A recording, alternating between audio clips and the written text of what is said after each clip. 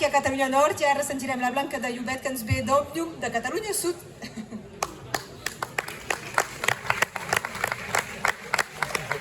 Bon dia a totes i tots. Quan falten 3 setmanes per la Diada, avui escalfem motors en aquest doble acte a la Catalunya Nord. Fa una estona n'hem fet esment en un lloc tan simbòlic com la Porta dels Països Catalans, tot un símbol d'unitat. Aquesta Porta dels Països Catalans, que també és una porta oberta al món i una porta oberta a la llibertat.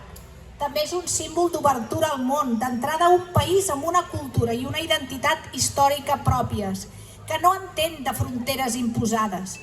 Avui volem recordar que aquest monument de l'escultor Emili Armengol, aixecat aquí a Salses, és també el punt més septentrional on es parla la llengua catalana.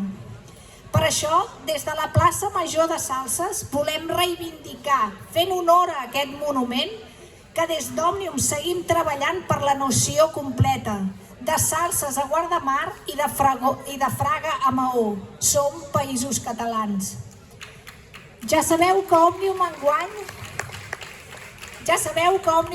estem de celebració, que fem 60 anys. Com sabeu, vam voler celebrar aquest aniversari tan significatiu també a la Catalunya Nord, a mitjans de juliol, amb un gran acte de retrobament a Elna, un altre lloc ple de simbolisme.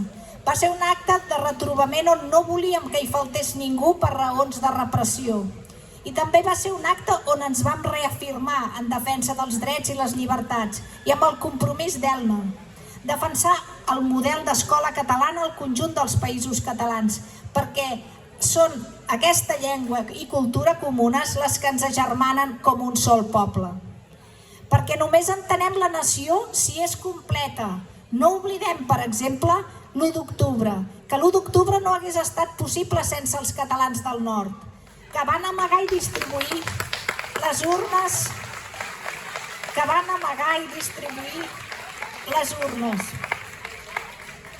i van imprimir paperetes. Per tant, sense la Catalunya Nord l'1 d'octubre no hagués estat possible.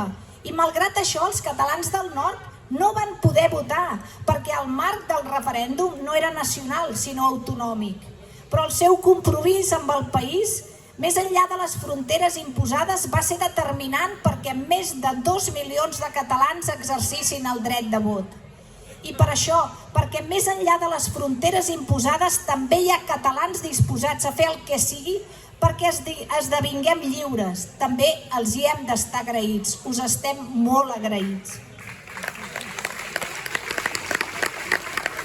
Volem recordar que també és aquí, a la Catalunya Nord, on cada any regenerem la flama del Canigó, el foc que germana els països catalans, per encendre les fogueres de Sant Joan a més de 3.000 punts del país. Com diu Jordi Cuixart, la flama és el mirall d'una societat decidida a compartir la lluita per la llengua i l'escola catalana arreu dels països catalans i a protegir els drets humans i els valors universals de llibertat i fraternitat. I com no podia ser, també agrair la feina de totes aquelles entitats que treballen per la nació completa i per la llengua i la cultura catalanes, la Bressola i Arrels, que demostren que els drets es defensen exercint-los. I aquí tenim un exemple claríssim de resistència davant dels 2 estats carregats d'intolerància. Avui, des de la Catalunya Nord, seguim reclamant una república catalana que abraci la nació completa per fer un país més just per a tothom. Perquè no renunciem a l'exercici de drets fonamentals ni als nostres drets lingüístics, civils i polítics. Vam dir que ho tornaríem a fer, que tornaríem a exercir tots els drets condemnats i el dret a l'autodeterminació, i ho farem. Ja ho estem tornant a fer. I perquè volem una societat més justa, més cohesionada i més rica culturalment, que sigui sensible amb les lluites climàtiques i socials i que no deixin ningú pel camí. Durant anys, l'activisme ha estat essencial perquè no desaparegués l'esperança.